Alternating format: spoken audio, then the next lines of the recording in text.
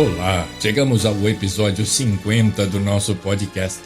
É uma honra ter você aqui comigo. Não se esqueça de fazer o download dos episódios anteriores e, se puder, compartilhe. Você pode estar abençoando vidas. O nosso tema de hoje é: que casamento é esse, Pérgamo? Essa reflexão tem por base Apocalipse 2, de 12 a 17. Eu peço a você a gentileza de ter em mãos a Bíblia aberta nesse texto, Apocalipse 2, de 12 a 17, bem como caneta e papel para a anotação de referências da maior importância para a compreensão do tema tratado hoje. Como já dissemos em episódios anteriores, as 7 cartas foram enviadas às 7 igrejas de Deus naquela época, mas alcançam as igrejas em todas as épocas. Por isso, abordamos Filadélfia no episódio 44, Laodiceia no episódio 45, Esmirna no episódio 46, Tiatira no episódio 47, Éfeso no episódio 48, Sardes no episódio 49 e abordamos hoje Pérgamo, uma igreja casada com o mundo. Nada diferente do que ocorre com muitas igrejas mundo afora nos dias de hoje. Por isso, o alcance universal e atemporal das admoestações que visam, como diz Judas 1:23, e salvai alguns com temor, arrebatando-os do fogo, odiando até a túnica manchada da carne. Concluindo a abordagem das 7 cartas às 7 igrejas da província da Ásia, entendemos ter transmitido não só os conselhos de Deus para o arrependimento e consequente salvação eterna, mas também ter deixado mais claros os propósitos de Deus para a sua igreja. Dou ênfase a uma afirmação que atravessa a Bíblia e expõe um desejo eterno e amoroso de Deus. Eles serão o meu povo e eu serei o seu Deus. Nada vai mudar isso.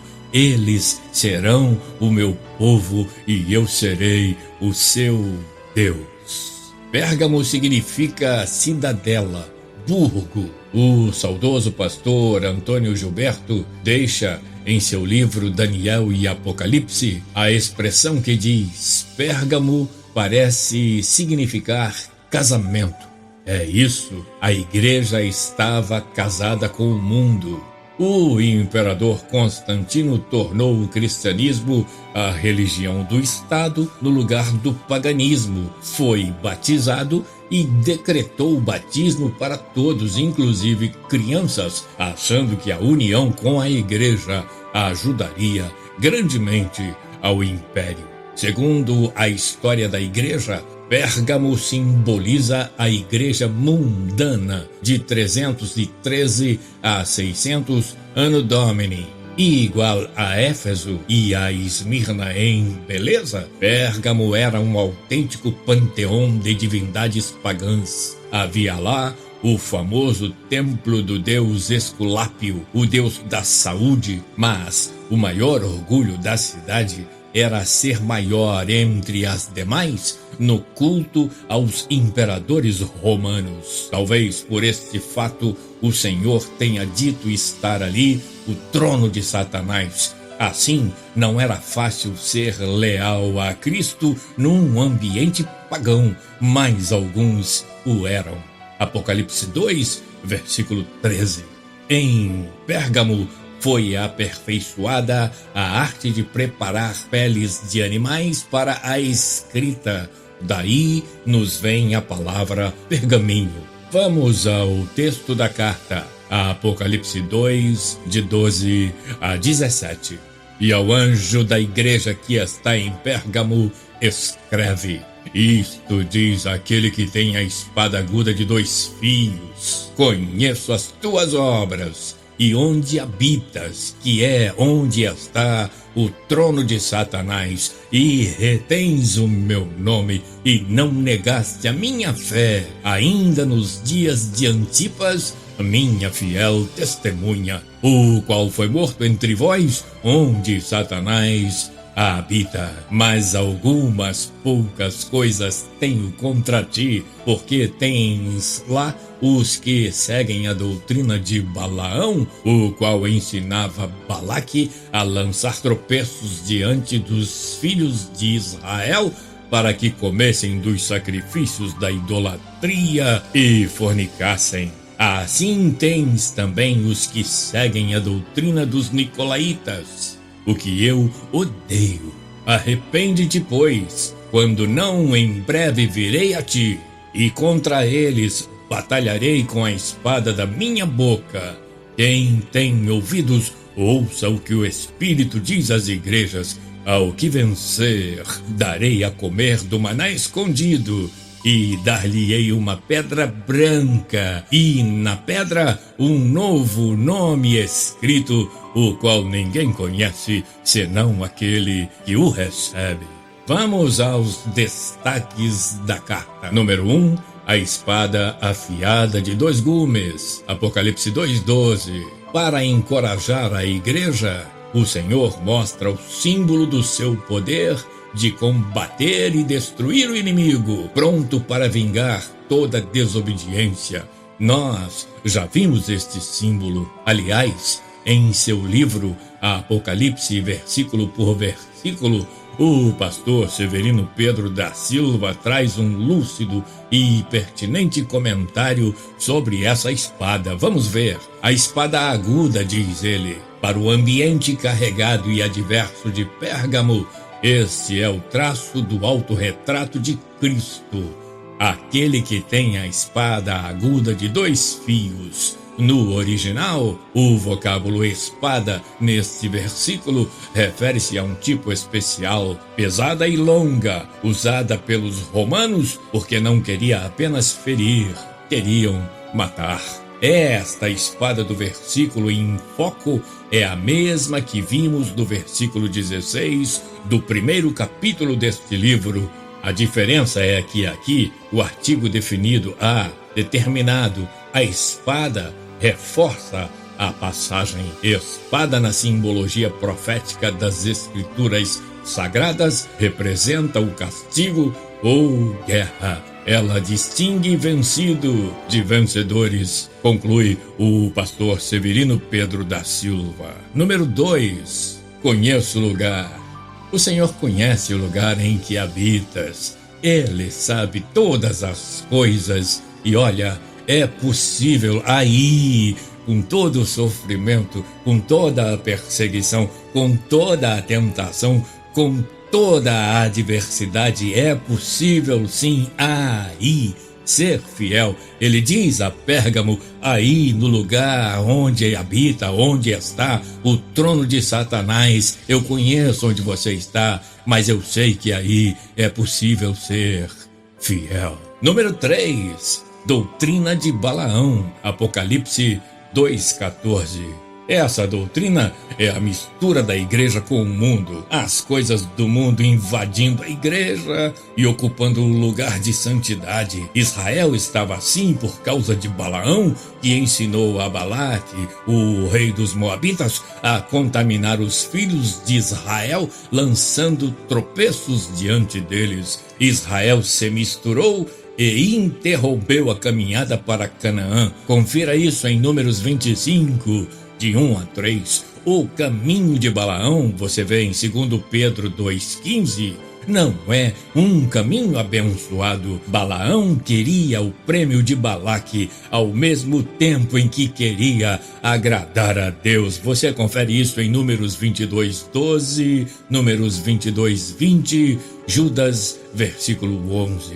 Número 4. A doutrina dos nicolaítas. Apocalipse 2:15. Em Éfeso, ouça o episódio 48 e confira. Tínhamos as obras dos nicolaítas. Aqui temos a sua doutrina e aqueles que a sustentam.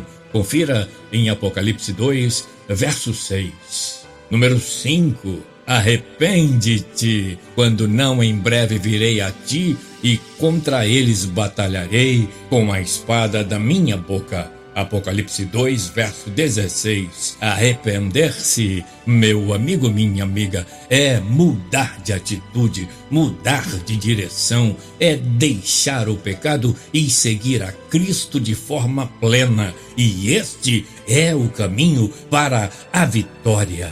Espada da minha boca, que advertência terrível para quem não vencer. Mais uma vez, recorro ao querido pastor Severino Pedro da Silva em sua obra Apocalipse, versículo por versículo. Anote isso, ele diz: com a espada da minha boca, no capítulo 19 deste livro, o famoso guerreiro Jesus trará também uma poderosa espada. Ali é dito por João que ela está afiada. Paulo, o apóstolo, nos dá a interpretação sobre isso, dizendo: a espada é a palavra de Deus. Efésios 6, verso 17. E em 2 Tessalonicenses 2:8, ela é chamada exatamente o assopro da sua boca. Muitas outras revelações são feitas a esta espada. Anote aí: A, espelho, poder revelador, Tiago 1, 23 a 25. B, semente, poder gerador, Lucas 8, verso 11. João 15, verso 3. C, água, poder purificador, Efésios 5, verso 26. D, lâmpada, poder iluminador, Salmo 119, verso 105, 2 Pedro 1, verso 19. E, martelo, poder esmiuçador, Jeremias 23, 29. F, ouro e vestimentas, poder enriquecedor, Salmo 19, 10, Apocalipse 3, 17. G, leite, carne, pão e mel, e etc. Poder alimentador e nutritivo, Salmo 19, 10, Jeremias 15, 16, Mateus 4, 4 e 1 Pedro 2, 2. H, espada, poder para a batalha, cortar, dividir e etc. Hebreus 4:14, Apocalipse 2:15 e 19:15. Essa é